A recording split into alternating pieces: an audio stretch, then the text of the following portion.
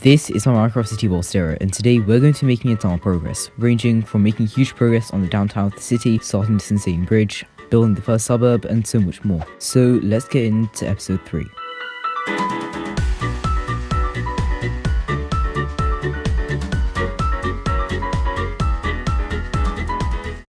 The first thing that I wanted to do was build a highway going through the city.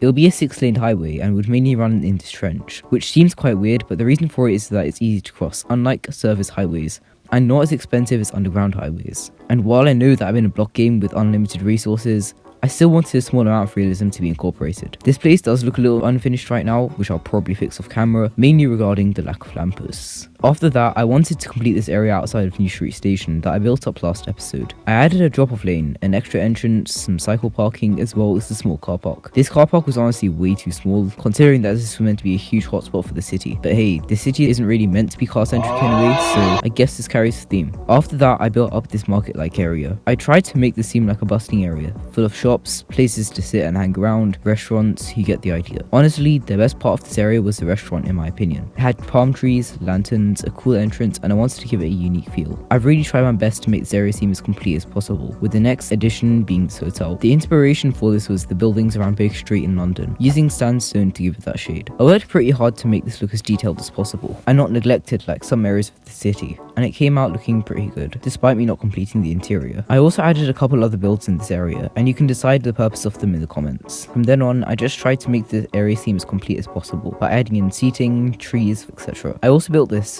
thing, which you'll find the purpose of later on, as well as an underpass to carry the highway onto the bridge. Finally, to finish off the area, I built a huge apartment block. This design was practically 4 towers of different heights put together, and it worked quite well, despite it being relatively under-detailed. The bottom section was meant to be a communal area, which I never actually finished, but I did the interiors for the actual apartments, and I have a YouTube short that explains them up here. There's a rail line right next to the apartments, which I didn't really think through, but hey, it's Minecraft and nobody's actually living here. But with that, this area is looking more and more complete.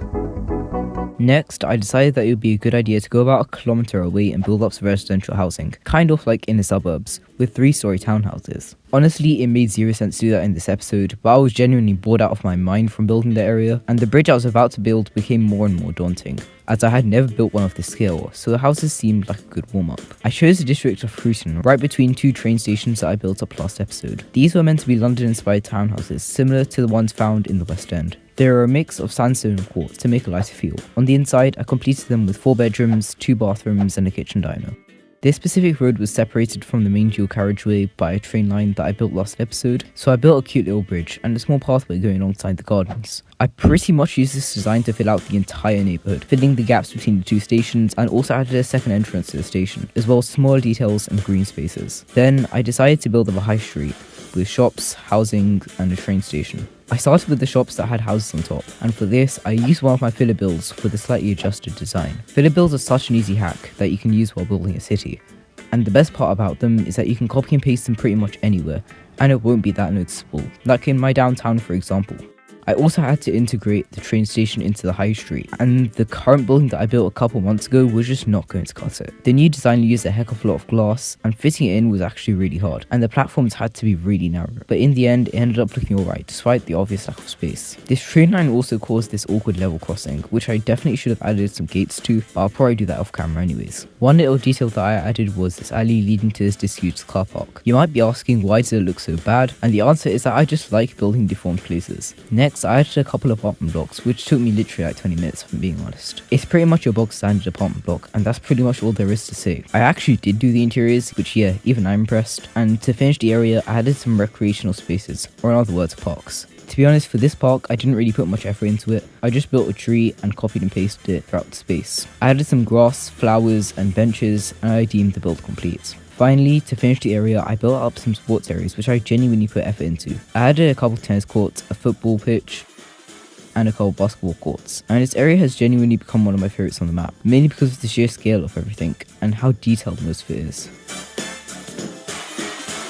Finally, I had to build the bridge that I've been rambling on about this entire episode. It's going to stretch about 200 blocks west to the island of Limar, and it's going to be really wide, like 40 blocks. What's special about it though is that the main part where you'd expect the paths to be is for pedestrians only, which explains this thing that I previously built. You might be wondering, where does the highway go?